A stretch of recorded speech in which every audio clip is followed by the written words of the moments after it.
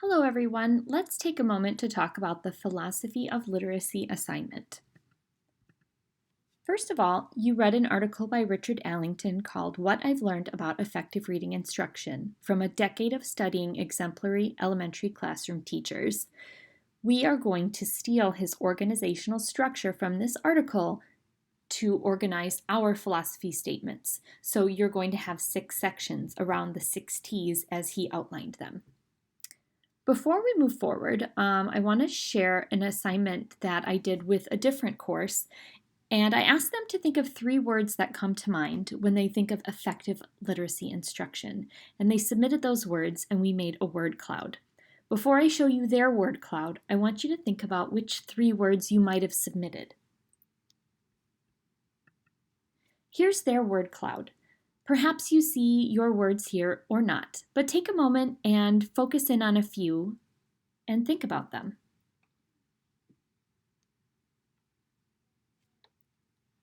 So obviously engaging is our biggest word here, and we all really want our instruction to be engaging.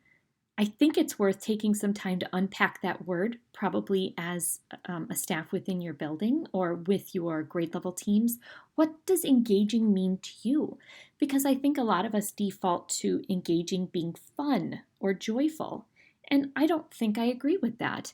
There have been plenty of times in my life when I'm very engaged, but I'm definitely not happy. I might even be crying. I might be fascinated. There's a lot to engaging. And for me, it also has to do with access. I'm only engaged in things that I can understand and work through. I am definitely going to walk away from something that makes no sense to me and is unapproachable. So with that in mind, let's talk about the Padlet assignment. I've set up a Padlet for you, organized around the 6 T's, definitely in the wrong order here, but we've got time, text, teaching, talk, tasks, and testing. And for our brainstorming for our philosophy statement, we're just going to crowdsource some ideas and just brain dump here on the Padlet what you think about each of these 6. And I want you to add to as many or all that you can. And your prompts here are, what are your beliefs around, let's just pick tasks as an example. What are your beliefs around literacy tasks? What do you know to be best practice? And most importantly to me, though it's last on the list, what accommodations or universal design, if you know what that term means, helps students to access literacy tasks? So if I keep picking away at tasks here, I would think about some subtopics that I would expect you to talk about under tasks. Perhaps you might think about whether you have strong beliefs about authentic tasks versus busy work. You might expostulate on the length of tasks. Do you feel strongly that tasks should be ongoing and inquiry-based? Or do you feel maybe there's a place for short, repeated practice opportunities, or it depends? What is the role of student choice in your beliefs around literacy tasks? You would definitely have to talk about ZPD or the zone of proximal development, since personalizing and individualizing student learning, especially through workshop model, is so important and considered best practice right now in the literacy world.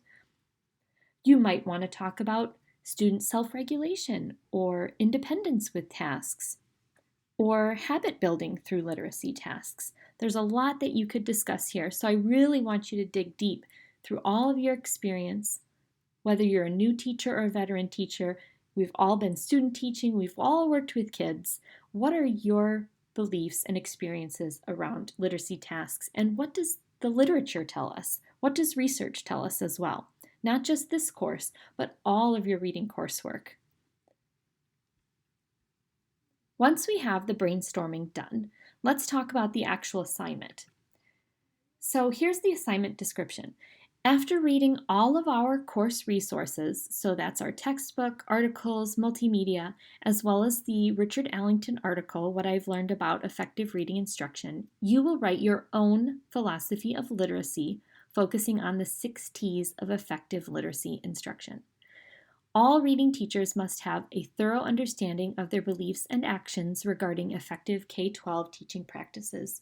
This document should articulate knowledge of a comprehensive literacy program that is strongly connected to effective literacy practices with a strong emphasis on writing. This is going to be a centerpiece for your reading portfolio, and this is just a really wonderful opportunity for you to sit and reflect on all that you've experienced and learned and what it really means to you. What are your true core beliefs about literacy and teaching? So the rubric, I'm not going to read it to you, just 2 squares here. I want to look at the first 2 rows, concepts and synthesis, because I believe you know what professionalism and organization need to look like. So for concepts, for level 4, your statement reflects deep professional knowledge of literacy and intimate experience with children's learning and development.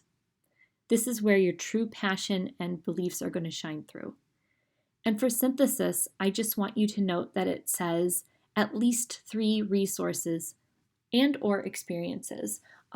Definitely, I would like to see multiple resources for a strong synthesis here, not just our textbook from this course, but any cornerstone texts that have really helped you build your literacy beliefs.